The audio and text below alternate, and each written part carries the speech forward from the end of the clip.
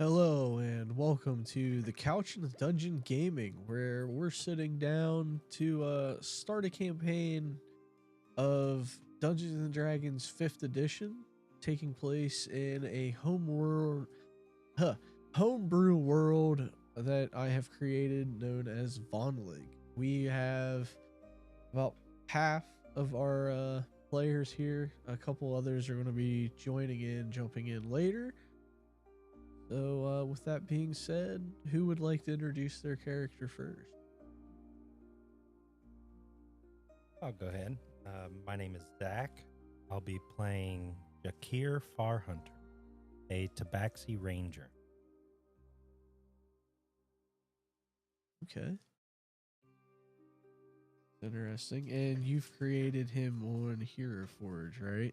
Yes, on Hero Forge, like about 5 times, and one of many characters.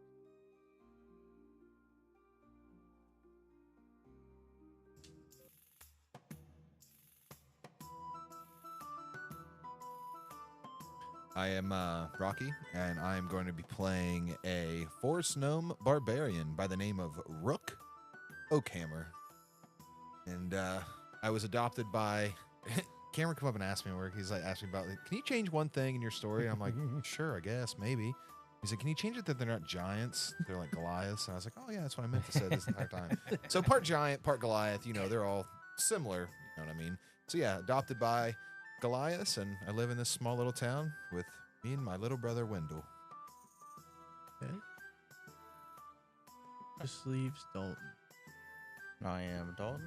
Going to play as Monrix or Monrix Wargun, a Minotaur Paladin,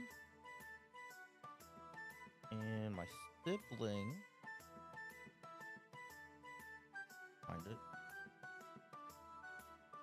A older brother of Nurix Wargun. In the place we're at, he mainly just helps the other families in the hamlet moving items, particularly the lumber mill, by pulling the down trees, actual lumber mill. Nice. Hell yeah. Oh, I forgot to say, my brother is Jazargo, and he wants to become the best wizard in the world. Silly cat can't be a wizard. It's going to be some interesting combinations with a barbarian, ranger, paladin, and one of our other missing players is a bard, and the last is undecided as far as I know. Oh, That's scary. Who knows what that could... Undecided is worse than anything.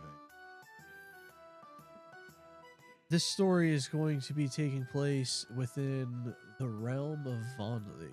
Vonlig is a very large world surrounded by 4 moons. You have Vind, the moon of ice, Jord, the moon of earth, Vaughn, the moon of fire, or the moon of water, and Braun, the moon of fire.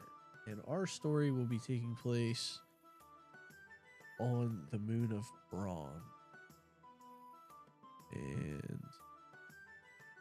And this story takes place on the moon of Braun within the nation known as Ithranor, a majestic realm known for its lush forest, lava wastelands, frigid tundras, and deep mountains and vast forests.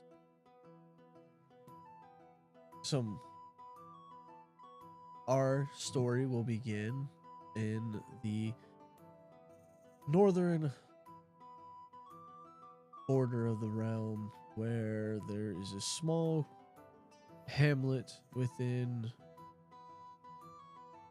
a small cove known as Oakridge. Oakridge is a small hamlet with only a population of around 80, but it is a vast, various number of races, as it is one of the only towns to do a bit of trading in the beginning of the fall, as the traders await the fishing vessels to return with their summer's worth of goods, and these are sold to the traders who transport them south. Things like northern cod and other various fishes out of the kelp sea. This is the village where so far you've spent all of your lives. At this point in time, you're all around the age of 5. You are in the center of town. There's quite a large festival going on. There is a woman giving birth to a child today, and it is a custom for the hamlet for everyone to get together. They throw a feast when they introduce the baby.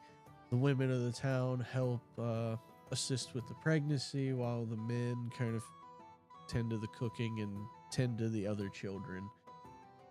So you're relatively unsupervised, as the men use this really just as an excuse to get drunk, cook, and let the children kind of run wild through the village. It is Baron, who is not here. His little sister is being born today. And you're all kind of just together in the middle of town. It would be Baron and another friend of yours who is yet to be named. So with everybody distracted. Oh, also, I'm probably going to regret this, but each of you would have a wooden sword and a slingshot. Oh, God. Your modifiers for this is just a straight D20 roll if you're trying to hit something, and damage is a 1d4 minus 1. So the max damage that you could roll is 3. We're all kind of standing there. I'm gonna like look at you guys and like, what I was honestly thinking, like, this wooden sword is cool and all, but I seen over at the, one of the guys that lives next door on the street over there, I'm pretty sure I saw him. He left a knife outside. I think we should trade up, try to find something real. Nobody would notice, surely. What's one small knife? Ooh, Jakir likes that idea. Yeah, I knew you. Possibly there's 2. I don't know.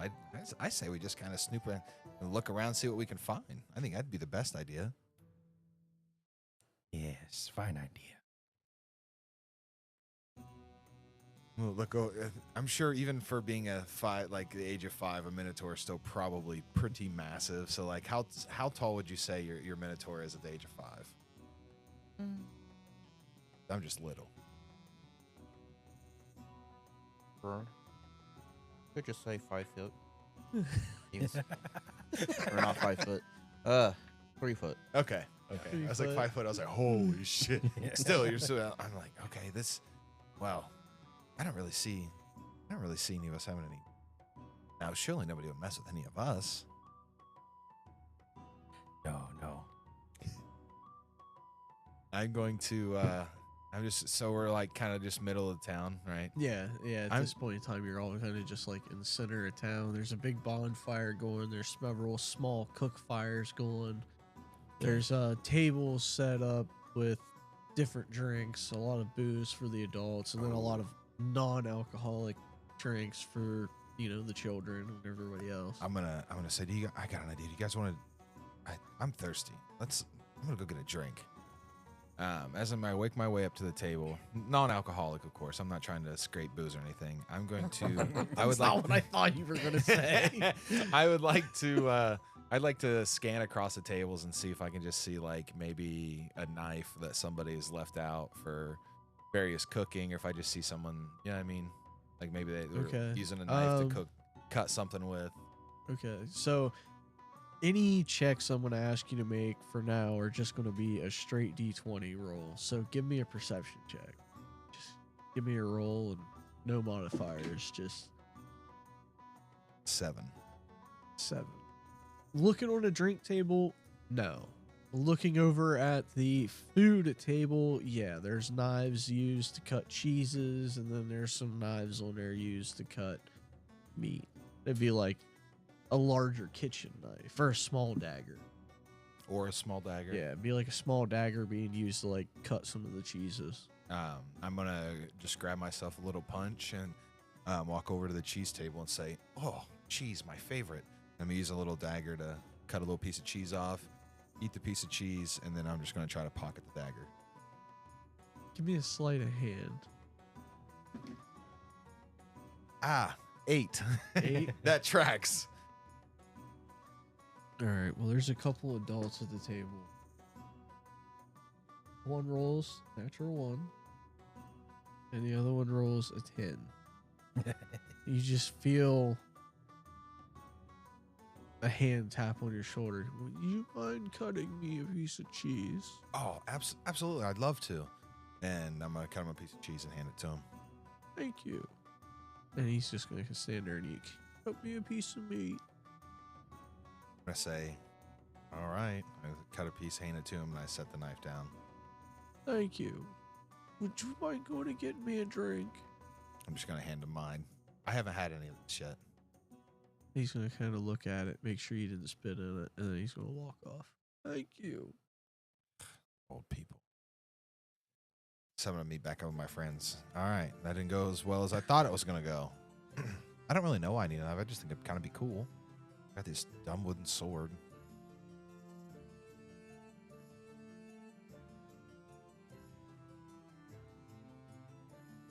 It's kind of like when you wish there were no parents around, and when no parents are around, you kind of just don't know what to do. I agree.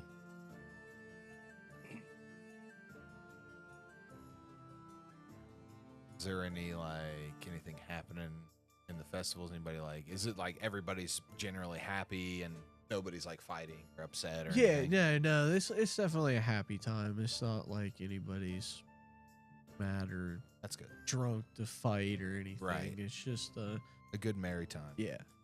just a celebration of the newborn life. Give me perception check.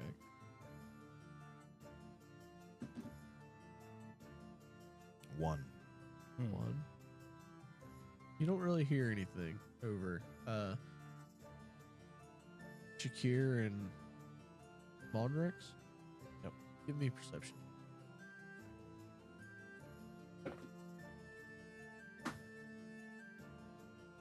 17. 17. 6. 6.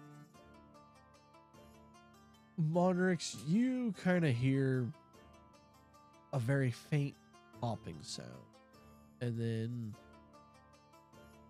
Shakir, you notice as he kind of like turns his head and is looking, and then you kind of turn your head, your ears swivel a little bit, and you pick up like several popping sounds and then some like giggling laughter coming from the far side of the square, like the alley behind a building. Guys, I hear this strange noise. It sounds fun. I hear a bunch of kids laughing. Lead the way. I lead the way. I'll follow. You guys make your way over. You see that the alley's kind of been blocked off by a cart, and you have to crawl underneath the cart to get through. And you get to the bit where the alley intersects, and you can see your older siblings. And there seems to be one of the traders that's in town, and it looks like he's performing some kind of magic in his hands, and it's popping, making noises. He's making like little shapes appear and kind of float through the sky, and smoke appear and change colors.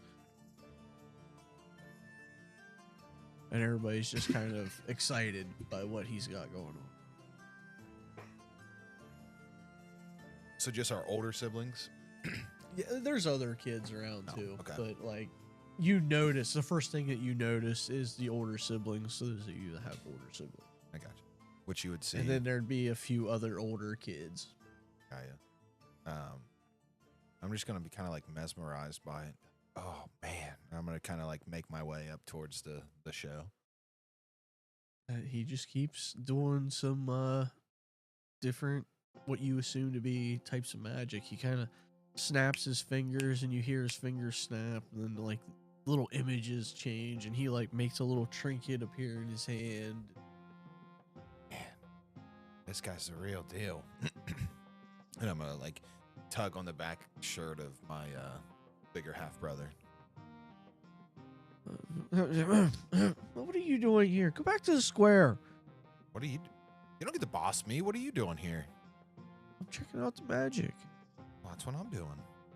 Yeah, but this isn't for kids. And you notice he's kind of like trying to move his other hand, and he's like holding a bottle in his hand. Say, oh, it's not that the show's not for kids. It's what you have in your hand that's not for kids. I'm not holding anything. Will you go before I have to tell Mom that you were out of the square? Oh, I mean, you can tell her that, and at the same time, I'll tell her what I seen you with outside of the square. You haven't seen me with anything, little brother. Go. Mm-hmm. You know you're not going to be able to push me around forever, right? I seen that bottle. I'm not dumb. He kind of brings his hand back up and give me a perception.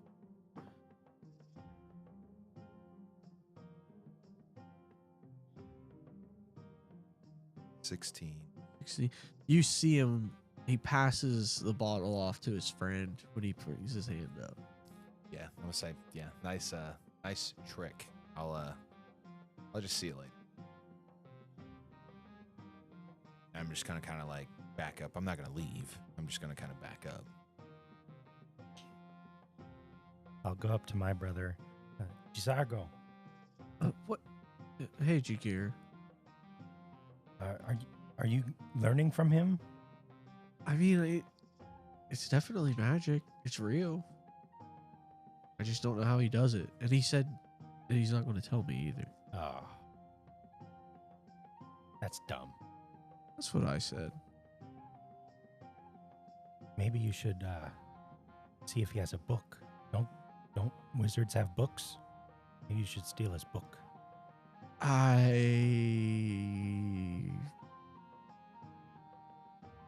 will think about that. Good. Yes, I will think about that. I don't think he's a wizard, though. No? I don't know. I haven't seen him use a book. Wizards use books. He just kind of snaps his fingers, and he sings a lot. Probably a scam. And Monrex will just stand there, just at a distance, just watch the magic.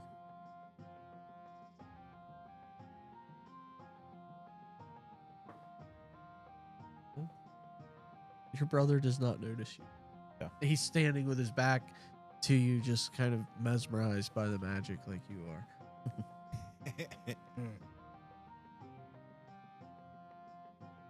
Is there I'm gonna kind of like cast a look around. Is there any, like we just on like a back alley street?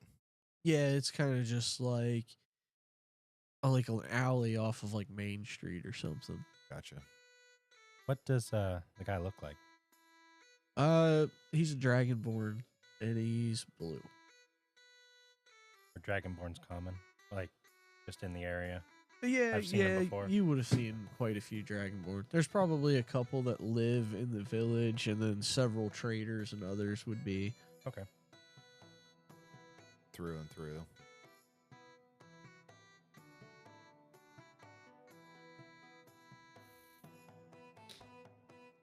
Is it just kind of like a, how long's he been at this? How long's he been going at it with this magic? Just Last few minutes. from the time that you've been standing there, maybe 3-4 minutes.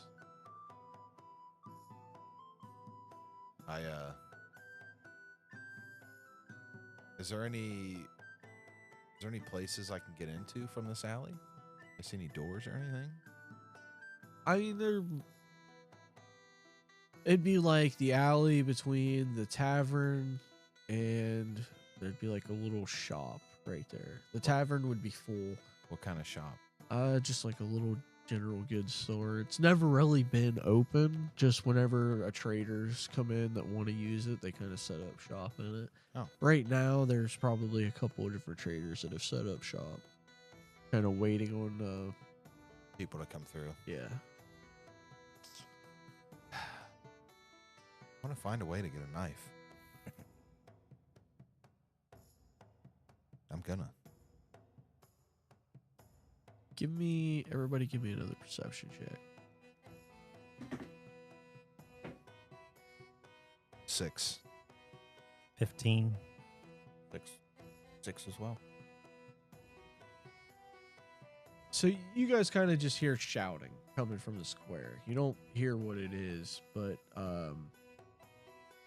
Shakir, you hear, "The baby's born! It's a girl!" And a bunch of cheers coming from the square. I'll yell and be like, everybody, the baby's born. What is it? I don't remember. So everybody comes running into the square. There's like a big celebration. A few hours pass. It starts to get dark. There's like long tables brought out of the tavern and some other tables brought out into the square. And pretty much everybody you've ever met from the Hamlet is here right now. They brought the mother and the baby down. They're kind of seating at like the point of honor, and everybody's kind of walking by and giving their congratulations for the baby. And there's a cleric that comes up. She's kind of like the old medicine woman of the town, and she casts some magic over the baby to kind of keep him from help fight off diseases and keep from getting sick early in its life. Good old town blessing. You're all kind of each individually setting with your families. I'm just eyeballing my brother, my big brother, silently.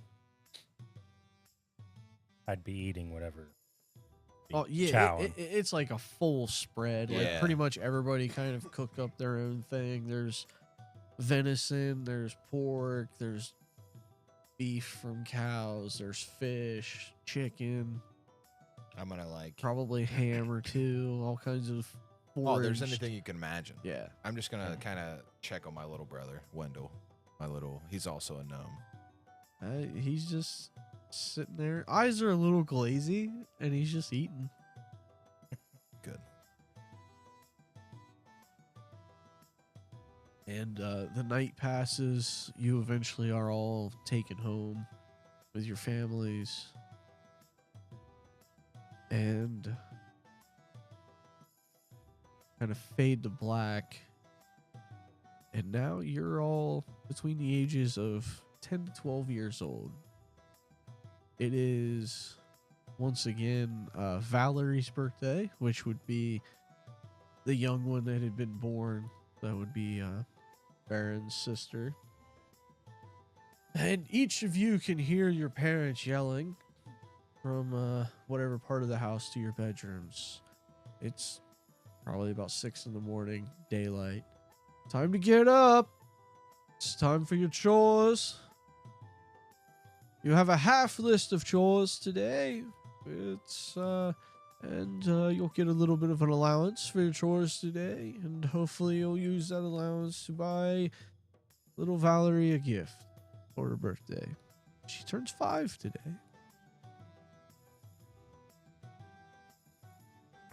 And each of you are going to be given chores, whether it be to go help stack firewood at the Windrow Farm. You'll be paid for getting the firewood stacked.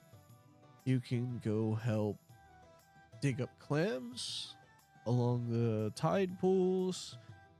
And then one of you will need to go clear out some beetles out of the dock warehouse. Each chore finished, you will be paid 5 gold. Ugh. So each of you can make up to 5 gold. I would like to Do I know about the Beatles? I mean, it would I guess, yeah.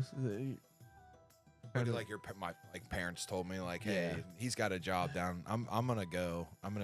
The moment I hear like clearing out some like stomping some bugs out, I'm like up and already like prepared to do my chores and go do that job. Like I'm ready for it. I Okay. would have done the same thing. So If I you- heard I could go hunt something. Okay, go so do it. you're both gonna get there, and one of you is gonna have to pick to do the Ah. job, and the other one's gonna have to go. He says, "Sorry, lads, I can only afford to pay one of you." Well, looks like we're gonna have to flip for it. Oh, I was gonna Ooh. say you could fight to the death over it. I pull my wooden sword out. You mean it? No, I'm kidding. It's a joke. Oh well, I mean, me too. Yeah. I'm like, he's my friend. I guess we'll have to flip for it. All right.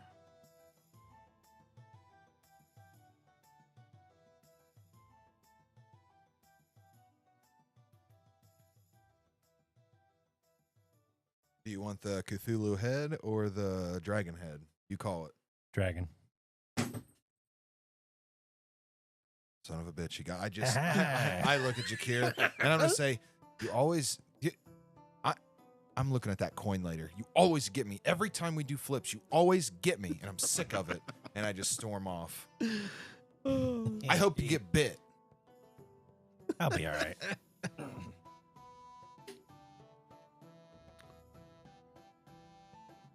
I'm just going to make my way to whatever. It doesn't. I would assume that our buddy Minotaur is going to be wanting to stack firewood. So I'm just going to make my way to the beach to gather clams. Okay. Monrix, Monrix. Sorry, I keep forgetting You're your good. name. I need to write it down. I need to write all your names down.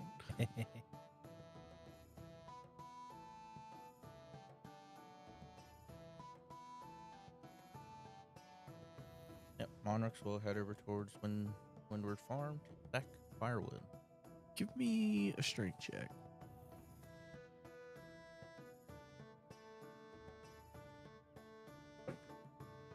Four. 4. It seems like this is like some fresh cut green wood, and splitting it and stacking it is a little bit more work than you expected it to be, and it takes a couple hours longer than you would have liked. Yeah. Rook, as you've made your way down to the beach and make your way over to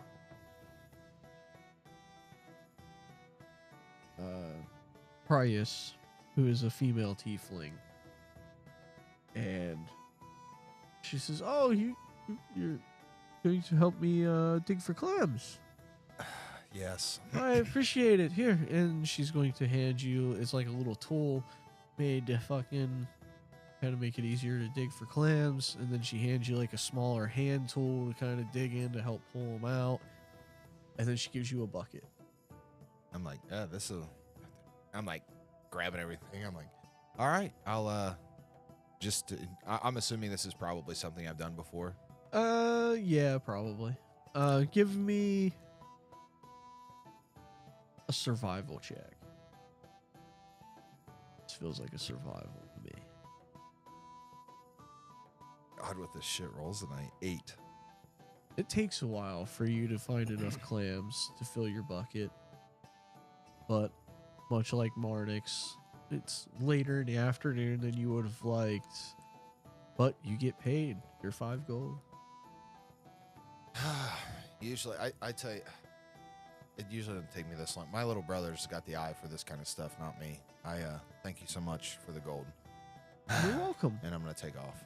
And that will bring us to Jakir. Mm-hmm. Jakir, you make your way up, having flipped for it and won. And the farmer who kind of runs the storehouse says, "We've had an infestation of beetles.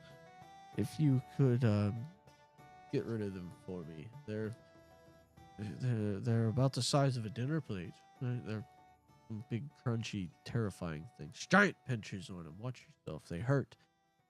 Jakir will be fine. And give me a perception check as you make your way into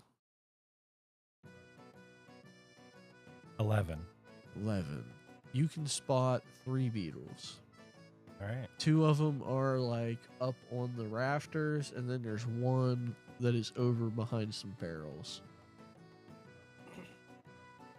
I'd use my slingshot, try to shoot him down. Okay. Give me a 2-hit roll. 15, 15 will hit. 9. 9 will hit. So give me a d4 damage for each of them, -1. 2, 3. You can see as your rock puts a serious dent into the size of these shells, and the one falls over and it hits the ground and it kind of flops around and then it stops moving. And then the other one, its hard pieces come up and it starts flying at you. Oh, shit. Ah! And he's going to make a bite attack Oh. to try and bite you. That is a 6. Should have an AC of 10 with no armor on or no bonuses. Okay. That will miss. Give me an attack roll against it. Whether it be your Natural So- 20. Figured, kid. you kind of panic for a moment as it starts to fly at you, and it actually kind of flies at you, and its pincers close and flies around you, and you drop your slingshot, pull out the little wooden sword, and just swinging wildly, just smack it against the door, and it just breaks apart. Goo kind of splatters everywhere. A little gets in your mouth. Oh, God. Take that. And you can hear the third one behind the barrel begin to scuttle around. It kind of as it starts to fly. I'd chase it down with the sword and beat the crap out of it. Okay, give me another attack roll. Natural 20. You just it starts to fly, and you say, "Nuh-uh," and just smack it dead center on top, sending it to the ground, and it just kind of splatters. Its outer shell cracks, and they're all dead. And you come out, and the farmer can kind of see that very clearly you've had bug juice on you, and he hands you 5 gold pieces, and then he gives you 5 silver pieces as well for the inconvenience of. It looks like you got a little on your face. You might want to go take a bath. Yep, I will. Just shit like fur's all matted. Yeah. And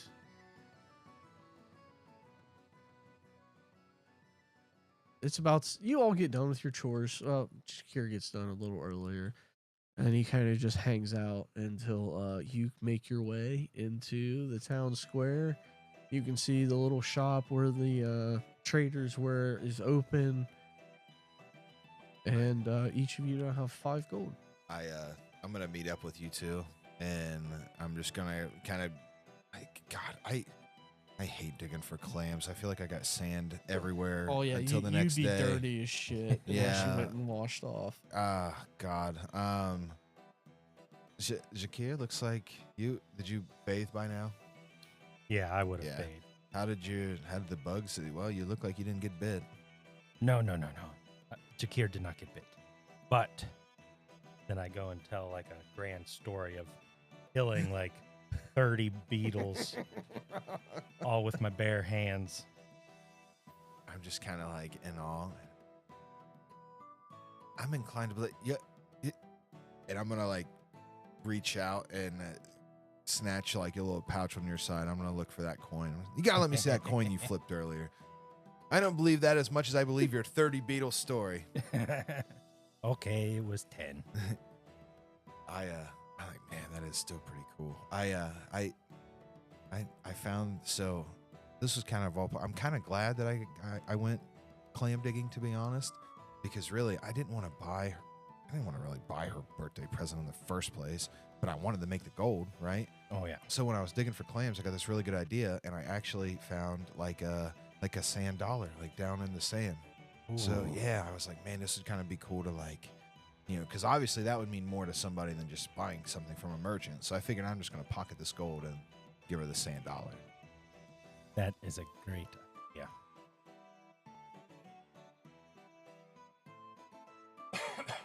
Okay, so are you going to the shop or just kind of hanging out? I or- would go to the shop I'm gonna just to follow see him. Yeah.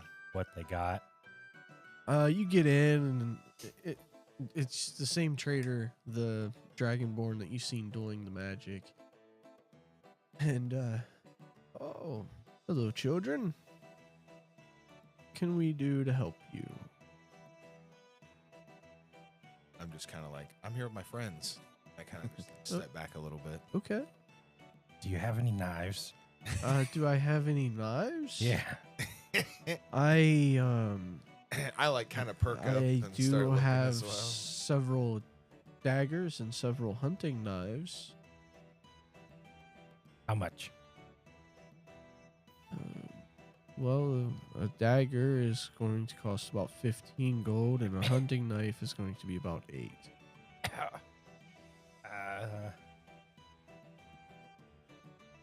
What do you have for 5 silver? 5 silver. I can give you a couple of pieces of candy. Oh. I can give you a. Oh, that's so depressing. Yeah, that's about it. Is 1 Some gold. 1 gold. I can give you a chunk of candy bar, or it's just some. What about a For, gift for somebody? For 3 gold pieces, I can give you a box of chocolate.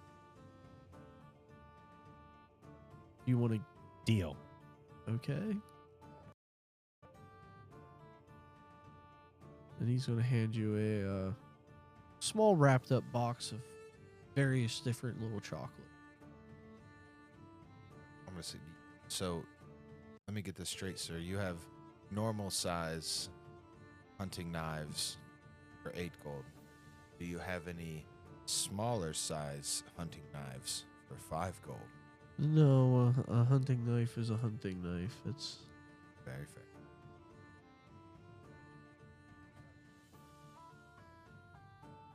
of course, to buy a knife, you would have to have one of your adult parents present as well. I'm not going to sell a knife to children. I'm gonna whisper to Jakir. I knew he wasn't a cool merchant. He's cool with kids drinking underage in front of him to support his magic show, but God forbid he sell a hunting knife to a kid. You know what I mean? I kind of.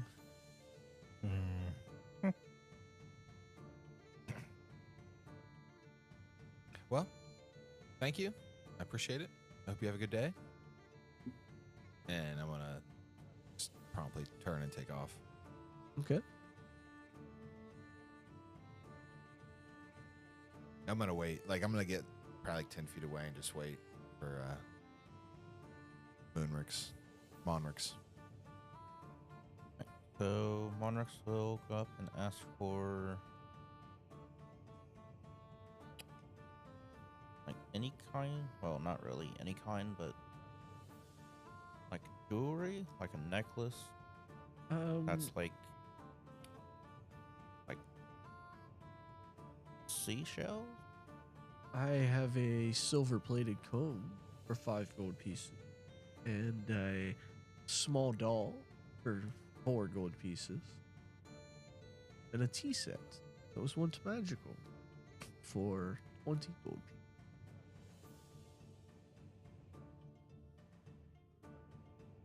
I'll take the doll. He's gonna hand you, and it's a well-made doll.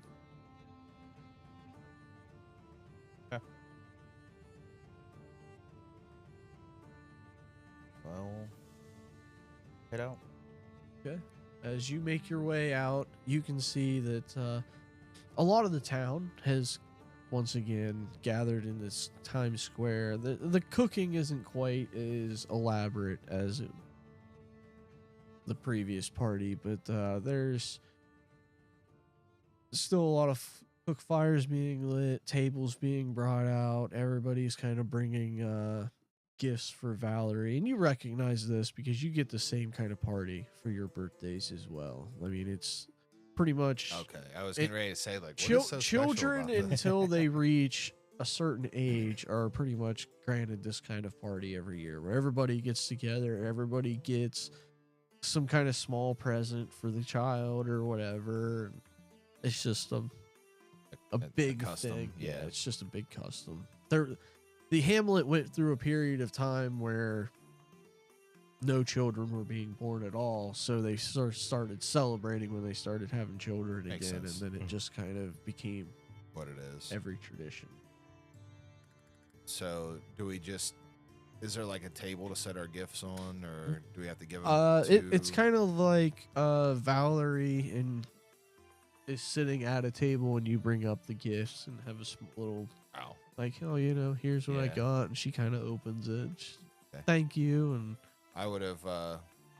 you've all had to suffer through, Yeah. pretty much the whole village coming up to say, oh yeah, happy birthday, here's a gift. Yeah, Like I a would have box of taken like a box of chocolates. I'd have taken probably like a handkerchief or something that I had, and just kind of like wrapped it up, kind of like delicately, so that way, because I don't have like a box or anything. Okay. So I'm gonna say, all right, well, I'll head up here and give Baron's little sister her birthday gift. Thank you. You, my big brother's friends are all so nice to me. It's so nice. I found that especially for you, just today. Oh, thank you. They're said to Very bring good luck and fortune. I collect them. Thank you. Perfect. You're welcome.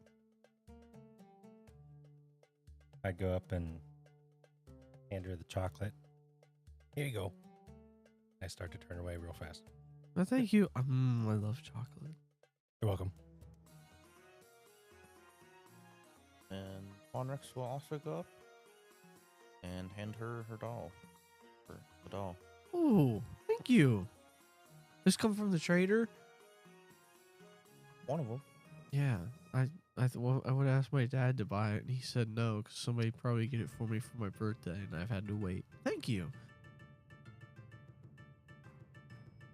And you see that the whole village pretty much goes through this process, and she has to say thank you about 80 times to everybody. And it kind of gets the evening. The trader who was doing magic kind of comes along and makes some orbs of light kind of hang in the air over and they kind of change color, and it throws a little bit of ambience throughout the town. There's a bard in town who is playing different instruments, his lute, his drums, and I need everyone to give me a perception check. 10. 10? 15. 8.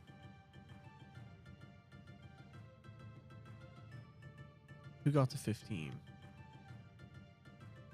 I did. It is very faintly in the distance, and it's kind of hard to hear over the magic or the noise of everything, and you just hear, "Ah!" I'm gonna I'm gonna be in between. Most of the time, I would say, with my friends, I like to be like right in the middle.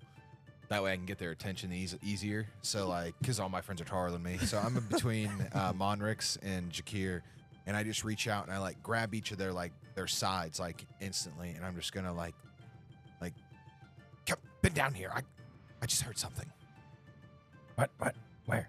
I'm gonna point. I'm gonna say we need to go check it out. It sounds like somebody's hurt. And know it what came is. from like the area that goes to the main road of the village. Ooh, sounds like it's like coming from the main road. Don't worry. I've had this wooden sword for a while, so I've actually in my spare time I've tried to like whittle it. I'm not saying it's sharp or anything, but at least it's not like rounded anymore. It's got a little bit of something to it, but Nice. let's go check this out. If anything, I'll shoot a piece of gold at him with my slingshot. I just gotta make sure that we find it. And I'm gonna lead us towards it, but I'm gonna be like, I'm gonna be sneaky. Okay. So you're trying to get them to stealth. Yeah. Are you going with them? Yeah. Yep. Give me stealth checks.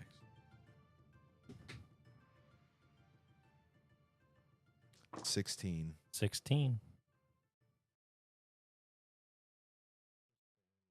Staying hidden in the shadows. I rolled a 15. Natural 20. Oh, damn. Okay. You're kind of, you don't know why, but it freaked you out. So you're kind of hiding into the shadows, making your way up to the main road. And you look, and there is a torch laying on the ground. And it's kind of flickering, and it's kind of like, you can, kind of like in the light, you can kind of look like, it looks like there's something laying there next to the torch. Is there anything else out there? Give me another perception. 19. 19. You don't see or hear anything at the moment. There's something out there by that torch. All right. You guys got my back? I got you. And I'm going to take off dead sprint to go snag whatever it is by the torch and run back to my friends. You go running up to grab a hold of it, Because we're just kids. and it's a body with 3 arrows sticking out of it, dressed in the armor that the guards wear. You recognize him as one of the 5 guards that are like full-time guards in the village. I like, as I'm running up, like I kind of like skid and like I kind of like fall at my back and I just like look real quick. Yeah, because he'd been about 80 feet away, so Yeah. it'd been kind of beyond your dark vision, kind of hard to see. Yeah. So I'm gonna say I like ran up and I'm within say like 20 feet of him and I like see it right, and like I just like freeze and I'm gonna get closer. I just want to check to see if he's dead. He is dead. There is a large pool of blood coming out from underneath of his body. Does he have a dagger on his hip? He would have a sword and a dagger. I'm gonna grab the dagger and tuck it in my waistband and take off running back. I gotta protect myself. He's dead. Dead guard. There's a dead guard around here. Okay, you make it back. I'm gonna say, and I like as I'm running back, I'm just gonna grab him. Say, we gotta let somebody know something's wrong, and we're just gonna take off running. And the moment I get close to like the festival, I just start yelling like, "Somebody! We need help! Somebody!" And I'm just gonna start yelling. Okay. So as you're yelling, and I mean, obviously at this point, all stealth is foregone. You're just sprinting down the middle of the road, trying to get to where there's light, to where there are people. And as you're yelling, "Hey, hey!" You see people start to turn, and arrows suddenly whiz past your head. About half a dozen, burying themselves into various people in front of you. They begin screaming as the arrows impact in. Some of the arrows were on fire to begin with, and you see people's clothes begin to catch fire. Some shoot into some of the buildings, noticeably the tavern roof and the general shop roof, instantly beginning to light them ablaze. I'm gonna like panic and just look at my 2 friends and say, "We have to find. I'm gonna find cover and wait for one of them to go past me, and I'm gonna like run off the side of the street and try to tuck myself. All under. 3 of you give me wisdom saving throws. I have I'm advantage. going to roll. Is it magic? It's non-magical. Hey. I'm going to roll for Baron. You roll natural. 9. 14. Another natural 20. Oh. So you got a 9. Yeah. You think, like, you say out loud that we need to find a place where I can hide. I'm going to ambush him. And then your body becomes paralyzed by fear as you hear just an unknown number of voices just, and then you turn and you see them come running out, swords, axes, other various weapons in hand, and they are in dirty, muddy, various sets of armor. You can see some blood on them, and they are just charging from down the street in between the buildings, and they're just charging into this mob of people, beginning to slaughter people. You hear women and children, men trying to fight back. You see somebody pick up some table or a chair from the table and start trying to duel a sword with it, and some bandit sticks him from behind. And it seems like there's a lot of bandits. Like we gotta run. You got a 14. Yeah. You got a natural 20. You freeze for a moment before you just grab a hold of Rook. And you run and you dive behind. It's like a porch off of one of the buildings, and you kind of dive on it and you crawl underneath the porch. And Marox, you grab a hold of Baron, who was standing next to you, dragging him with you and going to underneath the same porch. It's a tight squeeze, but you get underneath of it, and you're kind of just all hiding underneath this porch, and are just kind of forced to watch and listen as these bandits just run through, slaughtering people that you've known for your entire lives. The buildings around you begin to burn. And it's after what seems like forever. The screams finally start to die down, and you see them dragging what looks like survivors into the center of town, tying them up. Give me perception checks, please. 5. 3.